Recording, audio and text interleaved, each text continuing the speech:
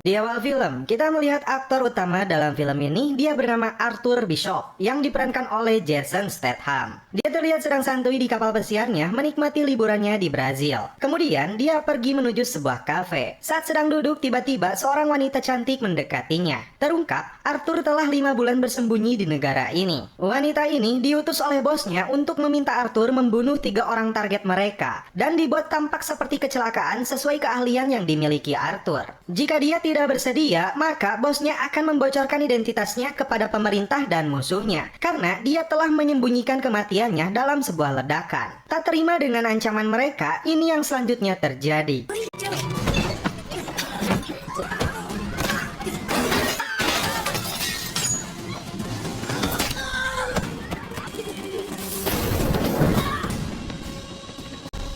Arthur kemudian naik ke sebuah kereta gantung. Dari sana, dia kemudian melompat ke sebuah para layang.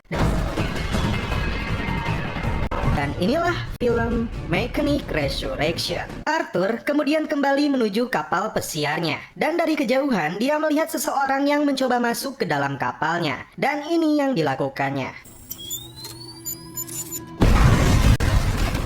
Arthur menuju sebuah pelabuhan dan masuk ke dalam kontainer. Ternyata di tempat ini dia sudah mempersiapkan berbagai dokumen dan peralatan kerjanya. Dia kemudian mencari identitas sosok wanita tersebut. Dan terlihat berbagai paspor, uang, dan senjata yang sudah dia persiapkan sebelumnya. Dari Brazil, Arthur terbang menuju sebuah pantai di Thailand. Dia pun mengunjungi temannya yang bernama Mae, yang diperankan oleh Michelle Yeoh. Arthur akan mencari sosok wanita tersebut di negara ini. Mae kemudian mengantarnya menuju sebuah rumah milik Arthur yang jarang dia kunjungi. Ternyata di bawah lantai, Arthur membuka kembali sebuah koper yang berisi hampir sama persis dengan yang dia simpan di kontainer. Di malam harinya, Arthur kembali mencari data sosok perempuan itu hingga dia mendapatkan informasi sosok pria sebagai bosnya yang bernama Crane. Keesokan harinya, Arthur melihat seorang wanita cantik berlabuh di pantai ini. Dia bernama Gina, yang diperankan oleh artis cantik Jessica Alba. Gina datang ke bar milik Mae dan meminta P3K kepadanya. Dia melihat luka lebam di tangan Gina. Di saat malam harinya, terlihat di kapal pesiar yang ditumpangi Gina terjadi keributan. Mae kemudian meminta bantuan Arthur untuk melihat keadaan Gina di perahu itu, karena mereka menyangka terjadi pertengkaran di sana. Awalnya, Arthur tidak mau karena itu bukan menjadi urusannya, namun Mae bersikeras memintanya. Arthur pun datang mendekati perahu itu. Ketika dia naik, Gina hampir saja mendapat pelecehan dari pria itu. Arthur kemudian melawan pria itu hingga dia terjatuh dan kepalanya membentur besi. Gina yang melihat itu langsung jatuh pingsan. Mae kemudian membawanya ke pantai. Sedangkan Arthur masuk ke dalam kabin perahu itu dan ternyata dia menemukan sebuah handphone yang berisi foto dirinya. Tidak mau meninggalkan jejak, Arthur kemudian membakar kapal pesiar itu. Lalu, Arthur menemui Gina dan menyuruhnya mengakui tujuan dia datang ke pulau ini. Gina mengakui dirinya diancam oleh Crane untuk mendekatinya. Tujuannya agar dia mau melakukan apa yang diminta olehnya. Di keesokan harinya, Mae tampak sedang mengobati luka yang diderita oleh Gina. Arthur kemudian mencari identitas sebenarnya tentang sosok Gina. Ternyata, dia adalah agen militer khusus yang bertugas di zona perang Afghanistan untuk menawarkan bantuan kemanusiaan di Kamboja. Gina pun menceritakan jika Crane sudah mengancam anak-anak yang menjadi asuhannya di Kamboja, dan dia tidak punya pilihan lain. Mereka akhirnya terlihat makin dekat. Terlebih saat anak buah Crane datang menggunakan sebuah kapal kecil untuk mengawasi mereka, Arthur dan Gina membuat hubungan mereka harus terlihat sudah sangat dekat demi keselamatan Gina dan para anak yang di Kamboja.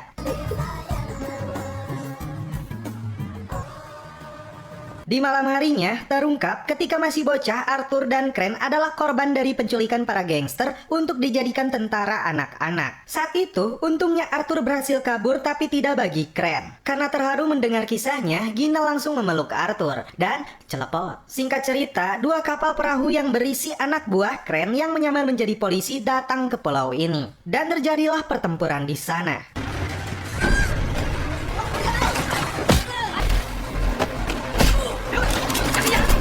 Sebenarnya, di sini Arthur bisa saja dengan mudah mengalahkan mereka. Namun, dia memikirkan keselamatan Gina dan anak-anak Kamboja. Mereka pun dibawa menuju Bangkok, Thailand. Sesampainya di markas Kren, Arthur terlebih dahulu digeledah raos oleh seorang wanita cantik.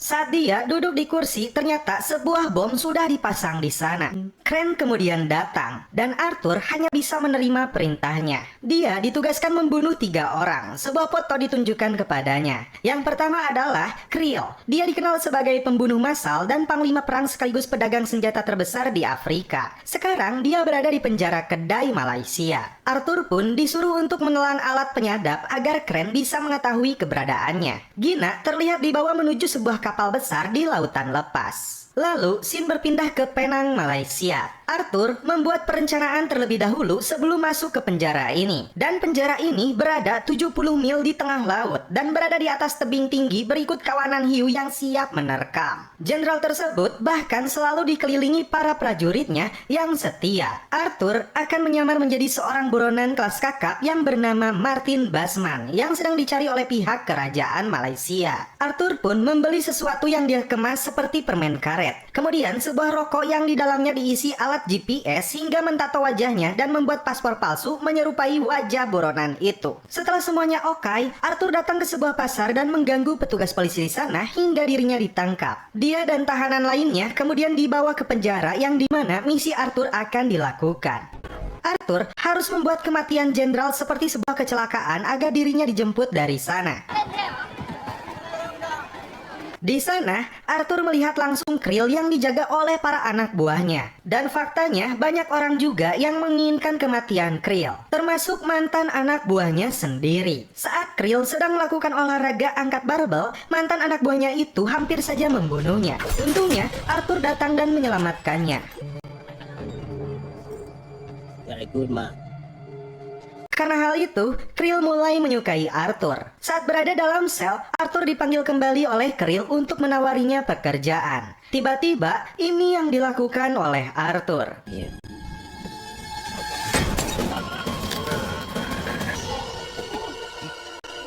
Dia dicekoki narkoboy hingga overdosis dan akhirnya tewas. Anak buahnya yang mendengar keributan melihat Creel tampak sedang berdoa. Namun nyatanya dia telah tewas. Arthur kemudian meloloskan diri. Permen yang dia bawa ternyata berisi bahan peledak untuk menghancurkan dinding penjara ini. Kemudian dia menelan alat GPS itu agar tim menemukannya. Sebuah salep dia balurkan ke badannya untuk mengelabui serangan hiu.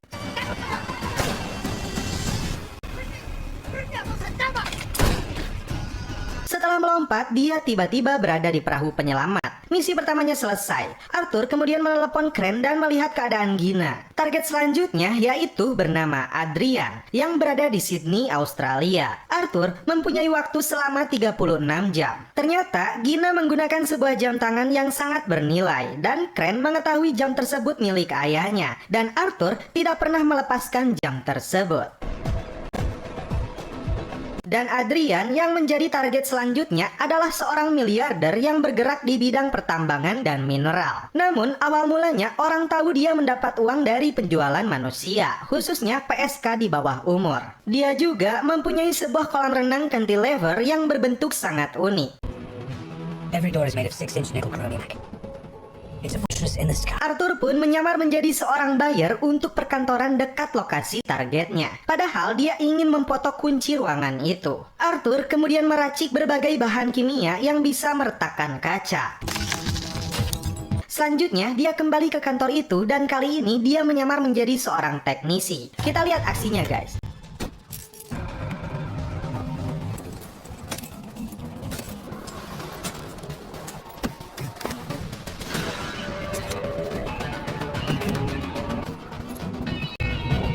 Dia kemudian membuat lubang di kaca tersebut dan ketika Adrian masuk kolam renang, tiba-tiba kaca dari kolam renang itu pecah dan dia pun meluncur tewas ke bawah.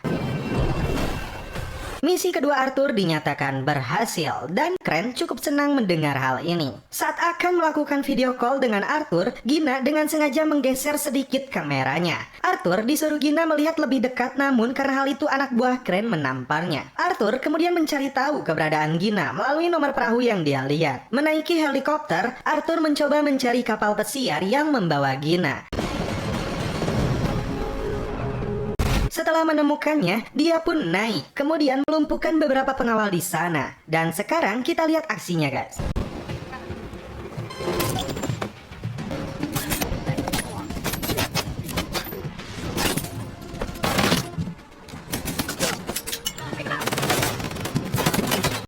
Gina pun akhirnya terlihat dan Arthur berusaha menolongnya.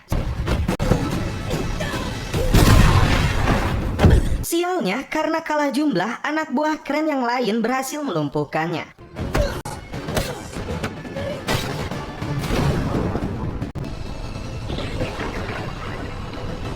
Arthur berhasil lolos dari kapal itu, namun Gina masih berada dengan mereka. Scene berpindah lagi ke Bulgaria. Target ketiganya bernama Max Adam, seorang penjual senjata dari Amerika Serikat. Di sebuah lokasi yang sangat dijaga ketat, ternyata Adam mempunyai kapal selam untuk menyimpan misil balistik antar benua. Dan Arthur hanya mempunyai waktu selama 24 jam untuk membunuh Adam. Dia memulai rencana dengan menembak salah seorang penjaga Adam. Ketika mereka menelepon rumah sakit untuk mengirimkan helikopternya, Arthur masuk dalam helikopter itu dan menyelinap masuk ke markas mereka. Kita lihat lagi aksinya, guys.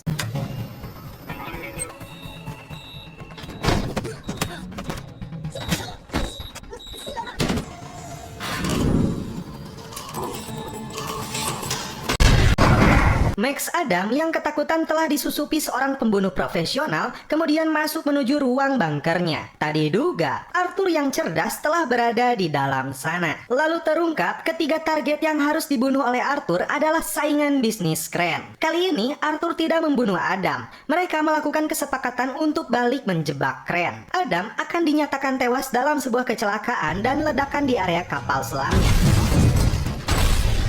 Dan ketika dia tercebur ke dalam laut, Arthur sudah siap berada di dalam air untuk menyelamatkannya dan membawanya ke sebuah pulau. Arthur kemudian menelepon Crane bahwa misinya telah dilakukan. Karena meminta bukti mayatnya, Arthur kembali ke kapal selam milik Adam. Pasukan dikirim Crane ke sana dan ini yang terjadi.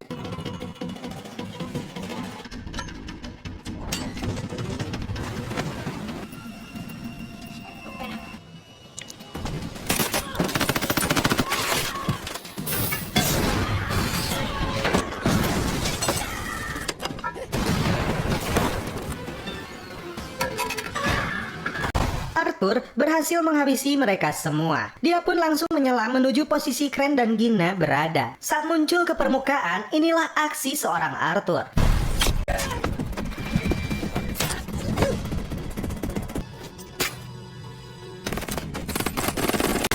Gina pun berusaha memberikan perlawanan, namun Crane kembali menangkapnya.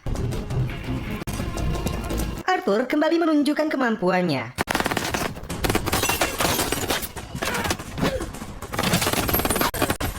Anak buah Crane yang tersisa dia habisi satu persatu. Saat Gina sedang mengobati lukanya, Crane mengaktifkan bom di kapal itu. Gina kemudian dimasukkan ke kapsul penyelamat. Sedangkan Arthur kembali mengejar Crane yang akan kabur.